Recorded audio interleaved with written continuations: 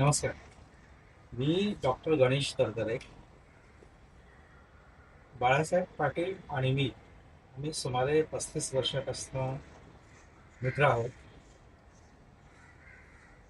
आम्ही diploma in art education या वर्गातील वर्गमित्र देखील आहोत. या मे महिन्याच्या अखेरीस ते सेवानिवृत्त होत आहेत. त्यानिमित्ताने काही जुन्या आठवणींना उजाळा मिळतो आहे. त्या संदर्भात आपण आज मला बोलण्याची संधी या ठिकाणी मिळते. महत्वाचं म्हणजे जेव्हापासनं बाळासाहेब आणि आम्ही एकत्र आहोत, त्यांची आणि माझी ओळख त्या वर्गामध्येच झालेली होती. आणि तेव्हापासून तो केवळ माझा वर्गमित्रच नाही आहे, तर तो माझा रूममेट पण होता. कारण बँडर्स कोल्हापाटच्या कॉलेजच्या वसतिगृहामध्ये आम्ही एकाच रूममध्ये राहत होतो.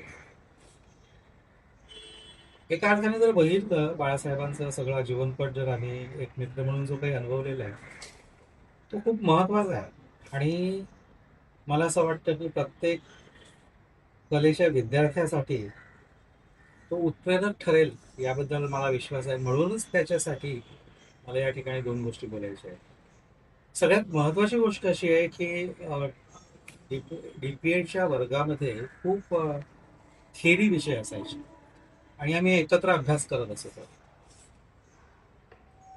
त्या सैद्धांतिक विषयाच्या अभ्यास करत असताना जे काही एक आमचे अनुभव होते किंवा हे हा मुद्दा बरोबर आहे का, हे कसं असायला पाहिजे, आपल्या अभ्यासक्रमामध्ये काय आहे हे तर आम्ही समजून घेतलंच होतं. परंतु त्यावर देखील चर्चा व्हायची की हे बरोबर आहे का चूक आहे. म्हणजे आम्ही जेव्हा विद्यार्थी होतो तेव्हाच आम्ही बियॉन्ड सिलेबस जाऊन विचार करायचो. आणि ही जी एक महत्वाची बाब आहे ही मला असं वाटतं मी तरी बाळासाहेबांकडनं शिकली आहे. वैयक्तिकरित्या हे मला तुम्हाला सांगायचं आहे. बाळासाहेबांचं सुरुवातीपासूनच लिखाण किंवा मराठीमध्ये लिहायची त्याला सवय होती. आम्ही मुंबईमध्ये असताना अनेक ठिकाणी अ, बाळासाहेब पूर्वी कार्टून करायचे आणि ते कार्टून इतर मॅगझिनना दाखवण्यासाठी आम्ही एकत्र केलो. गिरगावला आम्ही काही संपादकांकडे गेलो होतो. त्यांची चित्र रेखाटनं दाखवली होती. तर कामाच्या शोधात पण एक गोष्ट होती, आपल्याला काय येतं ते सुद्धा आम्हाला काहीतरी प्रूव्ह करायचं होतं. या संपूर्ण फील्डमध्ये उभं राहण्यासाठी जी काही धडपड होती, ती धडपड तेव्हापासून आम्ही एकत्र केलेली आहे.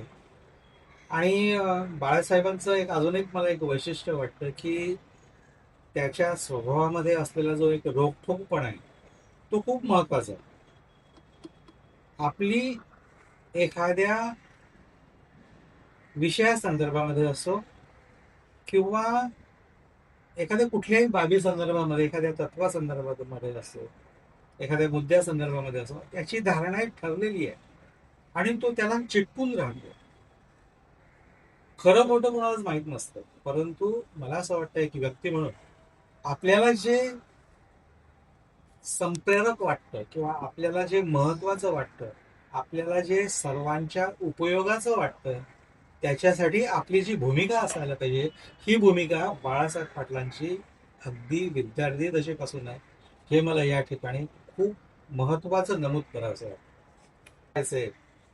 त्याचे त्यावर मला असं वाटतं त्यांनी एक प्रबंध सुद्धा सादर केलेला होता. तो मी बघितला होता. आम्ही त्यावेळी बाळासाहेब ठाकरेंचे रेखाटनं पाहायचो किंवा त्याला आपण आर के लक्ष्मण यांचे पण आम्ही चित्र पाहायचो. त्याच्याबरोबर आम्ही त्याच्या रेखाटनाची तुलना करायचो किंवा चांगलं वाईट काहीतरी समजून घेण्याचा प्रयत्न त्यावेळेस आम्ही करत होतो. आणि एक विद्यार्थी म्हणून, एक व्यक्ती म्हणून, एक अभ्यासक म्हणून, एक समीक्षक म्हणून जे काही सगळी बीज होती ही बाळासाहेबांमध्ये तेव्हापासून होती. एक व्यंगचित्रकार म्हणून, एक कलाकार म्हणून, एक अध्यापक म्हणून, एक चित्रकलेच्या समाजासाठी कार्य करणारा सेवक म्हणून सुद्धा बाळासाहेबांनी त्यांच्या आयुष्यामध्ये अनेक वेगवेगळे पात्र केले असं मला म्हणायचं आहे. अशा वेगवेगळ्या भूमिका त्यांनी केलेल्या. त्यापैकी सगळ्यात महत्त्वाची भूमिका मला असं वाटतं, की कलापुष्प या संस्थेच्या निमित्ताने त्यांनी चित्रकलेच्या संप्रदायच म्हणू त्याला आपण, चित्रकलेच्या फील्डविषयी जी त्यांनी सेवा दिलेली आहे ही खूप महत्त्वाची मला असं वाटतं. महाराष्ट्राच्या चित्रकलेसंदर्भामध्ये कलापुष्पच्या निमित्ताने, कलापुष्पच्या कार्यक्रमाच्या निमित्ताने जे एक संघटन उभं राहील, ह्या हे संघटन मला खूप महत्वाचं वाटतं. त्यानिमित्ताने अन्वयार्थ नावाचा एक वार्षिक अंक ते संपादित करत होते. या अन्वयार्थाच्या संपादनामुळे या क्षेत्रामध्ये असलेले प्रभाकर कोलतेंपासून आणि कलाकार म्हणूया आपण, लेखक म्हणूया, चित्रकलेच्या संदर्भात समीक्षक म्हणूया, अशा अनेक लोकांशी त्यांच्याशी संपर्क आला आणि त्याच्यामुळे त्यांचं व्यक्तिमत्व देखील एक वेगळ्या पद्धतीने खुलत गेलं असं मला वाटतं. बाळासाहेबांच्या आयुष्यामध्ये कलापुष्प ही संस्था जर नसली असती तर मला असं वाटतं आज बाळासाहेबांचं व्यक्तिमत्व कुठेतरी छोटं मोठं असलं असतं. छोटं मोठं हे मी मुद्दाम म्हणतोय. आपण समाजसेवेच्या निमित्तानं एखाद्या संस्थेला, एखाद्या विषयाला जेव्हा मोठं करत असतो त्यावेळेस आपण नकळतपणे स्वतः देखील खूप मोठं होत असतो. बाळासाहेबांचं व्यक्तिमत्व मला असं वाटतं की त्या निमित्ताने खूप मोठं झालेलं आहे असं मला वाटतं. कलापुष्प आणि अन्वयार्थ ह्या दोन कार्यक्रमांमुळे बाळासाहेबांना आपल्याला जे येतं आहे, आपल्यामध्ये जे संघटन कौशल्य आहे, आपल्यामध्ये लिखाणाची जी क्षमता आहे, आपल्यामध्ये चित्रकलेच्या अभ्यास आपण जो काही केलेला आहे ते मांडण्याची जी काही क्षमता आहे, ह्या वेगवेगळ्या पातळीवर त्यांनी स्वतःला सिद्ध केलंय असं माझं स्पष्ट आहे.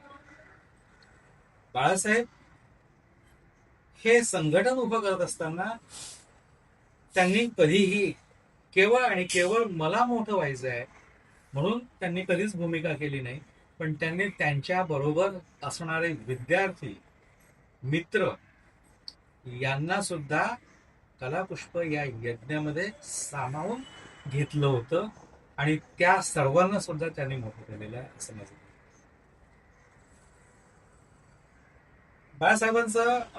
बाळासाहेबांनी मला असं वाटतं की अन्वयार्थाला मी सगळ्यात पहिला लेख लिहिला. मी लिहित असतो हे त्यांना माहीत होतं, किंवा आम्ही चित्रकलेच्या संदर्भामध्ये जे काही बोलतो किंवा वागतो याची काहीतरी माहिती असतात एकमेकांना, आणि मित्र म्हणून ज्यावेळेस आपण एकमेकांना मानतो तर हे मला असं वाटतं माहीत असणं खूप गरजेचं आहे. त्या पद्धतीने बाळासाहेबांना ते सगळ्या गोष्टी माहीत होत्या. मी माझा पहिला लेख लिहिला आणि मला खऱ्या अर्थाने लिहित करण्याचं जे काही क्रेडिट जातं ते बाळासाहेबांनाच जातं. आपल्याला माझ्यासारखे अनेक लोक, अनेक लेखक सुद्धा त्यांनी तयार केलेले आहेत, याच्याबद्दल अजिबात शंका नाही आहे.